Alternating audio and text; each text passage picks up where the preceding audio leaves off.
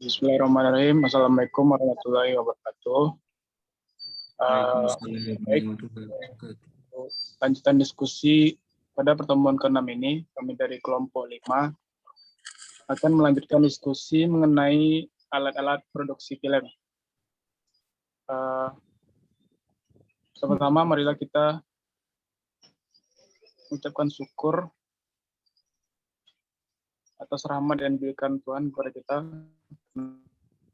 dan waktu membahas pembelajaran. Langsung saja ke pembahasan materi.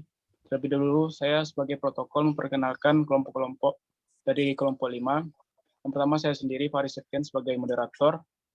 Dan teman saya penyampaian materi kedua yang disampaikan oleh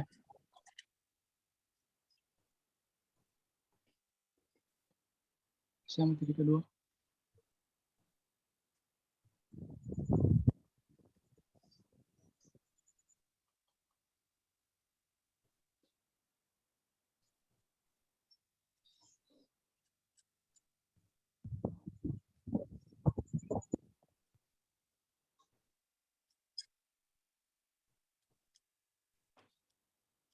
Yang pertama saya Faris Septian sebagai moderator dan pembahasan materi yang pertama.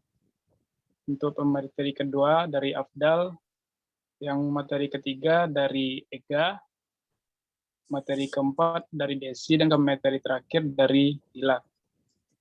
Baik, langsung saja kita masuk ke materi kita. Yang pertama adalah kamera.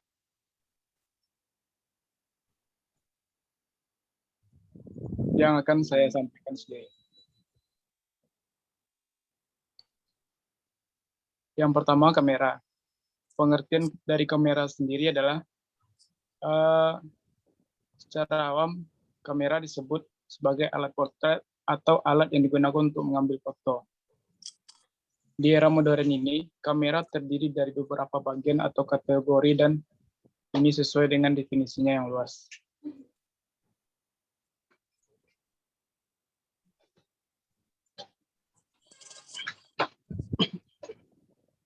Pengertian kamera dalam Kamus Bahasa Indonesia atau disingkat KBBI adalah kamera adalah kotak kedap sinar yang dipasang dengan lensa yang menyambung pada lubang lensa tempat gambar atau objek direkam dalam alat paket cahaya. Definisi kamera di atas secara awam disebut alat potret atau alat yang digunakan untuk mengambil foto diam. Kamera sendiri terbagi atas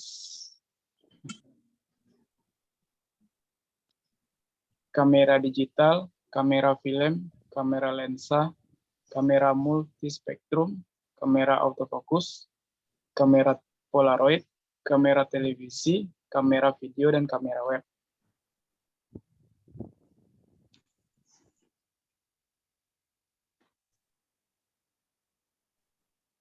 Yang pertama, kamera digital.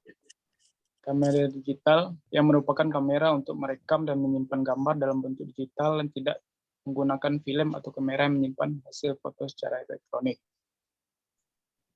Yang B, kamera film, yang merupakan kamera khusus untuk membuat film.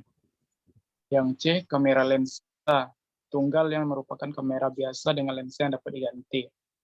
Yang D, kamera multispektrum, yang adalah kamera yang dapat digunakan untuk memotret panjang gelombang secara simultan.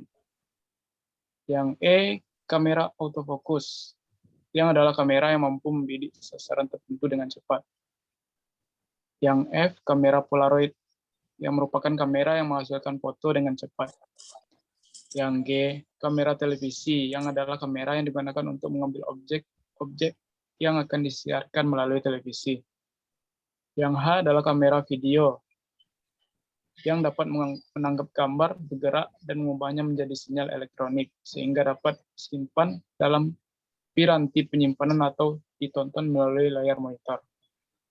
Yang H adalah kamera web, yang merupakan kamera video yang disambungkan ke komputer, digunakan untuk konferensi video. Beberapa orang juga mengatakan kamera adalah kotak kedap cahaya dengan apertur untuk menerima cahaya yang difokuskan pada film atau alat ikat cahaya.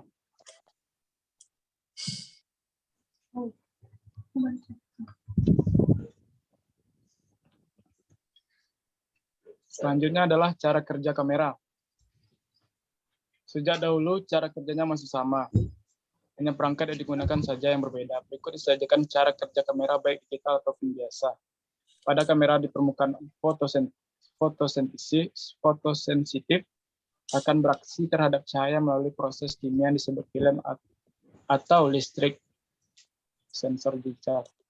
Permukaan foto itu merupakan kisi yang terbentuk dari jutaan titik kecil atau piksel yang masing-masing dapat mengingat beberapa banyak cahaya yang masuk atau diterima dalam waktu tertentu. Selanjutnya, fungsi dari kamera. Fungsi dari kamera di sini kami paparkan menjadi 3. Yang pertama sebagai media komunikasi. Yang kedua sebagai pendidikan. Dan yang ketiga sebagai menciptakan keingatan. Baik, untuk materi selanjutnya mengenai tripod akan disampaikan oleh Pak Afdal, silakan. Terima kasih. Selanjutnya itu tripod. Pengertian dan fungsi tripod sebagai aksesoris kamera. Tripod merupakan aksesoris pada kamera yang digunakan untuk membantu dalam menyangga kamera pada saat pengambilan gambar. Tripod atau bisa disebut juga kaki 3 juga bisa diartikan sebuah alat yang berfungsi untuk menahan getaran pada kamera. Biasanya digunakan untuk kecepatan lana yang lambat dan sangat lambat. Misalnya saat hendak memotret keindahan kota di malam hari dengan kecepatan 1 detik atau memotret objek dengan cahaya yang sangat kurang tanpa menggunakan lampu tambahan seperti blitz dengan kecepatan di bawah 1/10 detik. Dengan menggunakan aksesoris tripod, maka kamera akan terhindar dari guncangan atau gerakan yang tidak perlu diakibatkan oleh berbagai hal, seperti goyang karena getaran tangan atau goyang karena tarikan napas dan sebagainya. Dengan menggunakan tripod, foto pun akan sangat tajam dan indah walaupun menggunakan speed yang lambat. Selain tripod, monopod memiliki fungsi yang hampir sama dengan tripod. Namun hanya memiliki 1 kaki, jadi kita masih harus tetap memegangnya. Monopod hanya menghindari getaran secara vertikal. Sekian materi dari saya. Selanjutnya materi ketiga.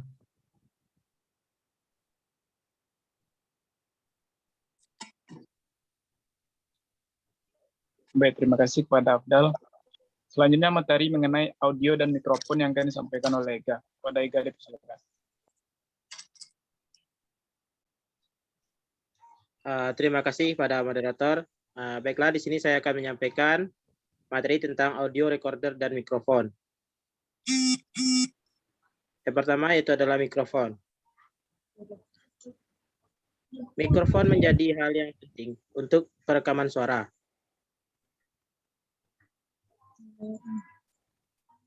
Ada 2 tipe mikrofon yang biasa digunakan, yaitu lavalier mikrofon dan directional mikrofon.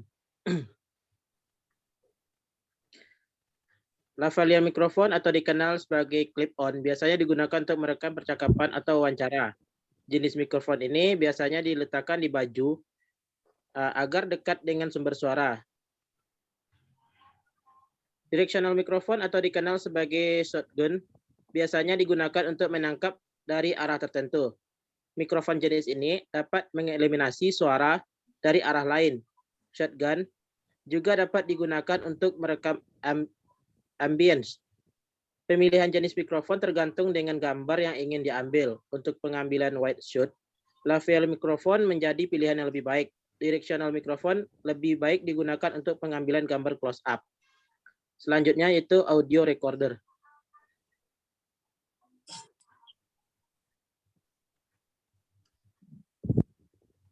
Seperti yang kita ketahui, audio recorder itu tentunya untuk merekam suara. Biasanya mikrofon disambungkan ke kamera atau ke alat perekam tambahan yang dikenal sebagai sound recorder. Biasanya audio recorder juga memiliki kemampuan untuk merekam suara secara langsung tanpa menggunakan mikrofon eksternal.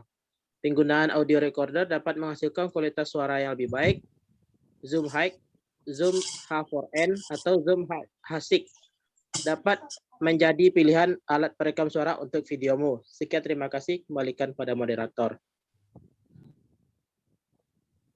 Baik, terima kasih kepada Ega yang telah menyampaikan materi mengenai audio mikrofon. Selanjutnya materi mengenai lighting yang akan disampaikan oleh Desi. Kepada Desi, silakan.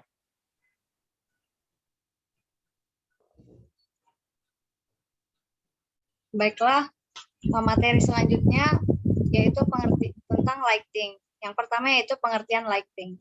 Lighting adalah penataan cahaya, di mana dalam hal ini yaitu untuk menerangi suatu objek agar bisa mendukung suatu pementasan. Di mana dengan adanya lighting yaitu suatu gambar atau suatu objek dapat dilihat dengan jelas. Sebab tanpa adanya cahaya maka pementasan atau penampilan suatu program tidak akan terlihat. Yang kedua yaitu fungsi lighting. Beberapa fungsi lighting. Yang pertama yaitu menerangi area panggung. Yang kedua, mewarnai objek atau area panggung.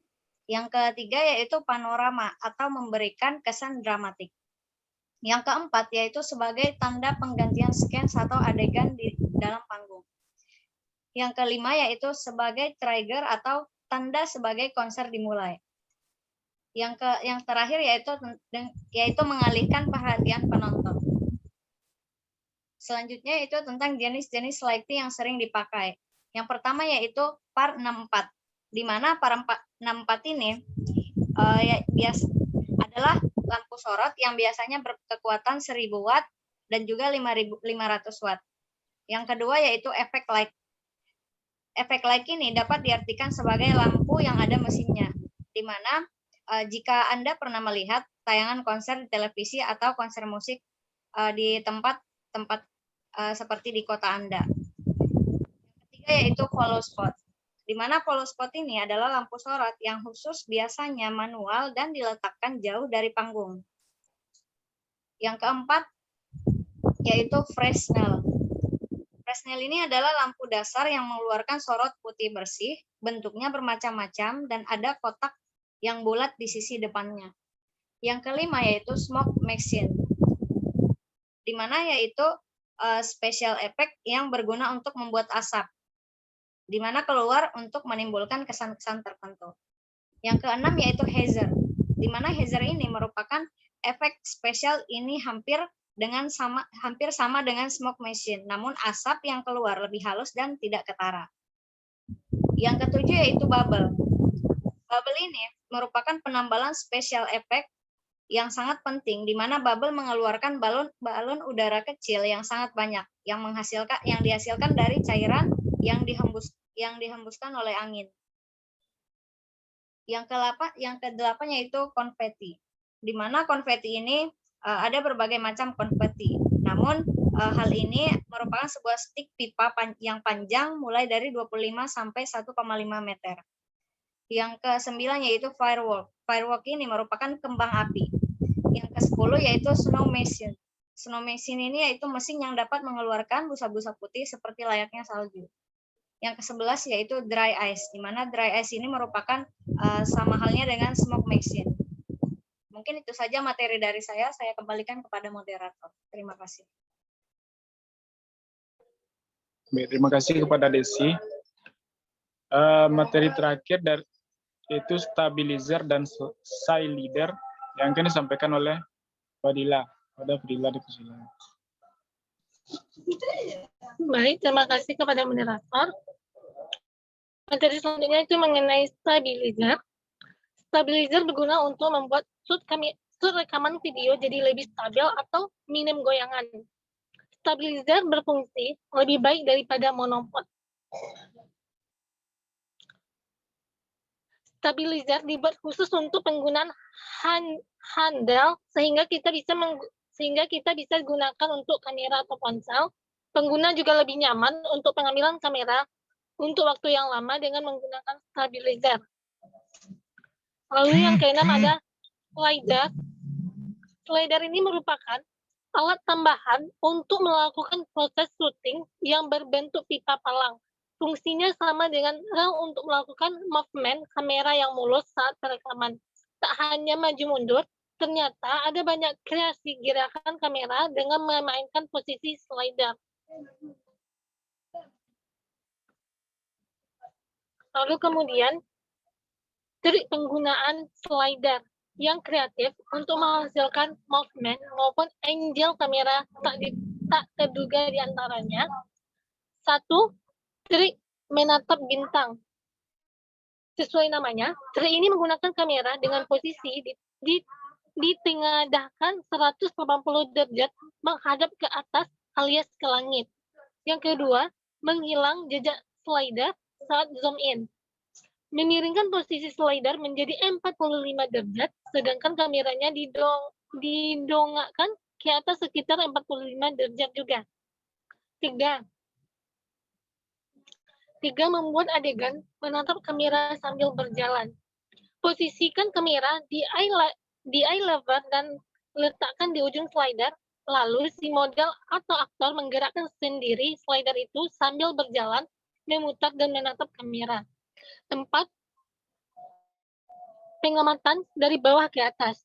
Masih menggunakan teknik dasar zoom in dan zoom out, tapi kali ini slidernya dimiringkan sekitar 45 derajat naik turun seiring pergerakan kamera mundur ke belakang. Lalu yang kelima, ekstra zoom pada objek di tanah. Slider digerakkan seperti biasa dengan kamera fokus pada objek yang diletakkan di tanah, misalnya mainan figur yang kecil dan hasilnya ciamik, jadi kini tak perlu bingung saat harus merekaman objek yang berada di tanah. Sekian dari saya kembalikan kepada moderator.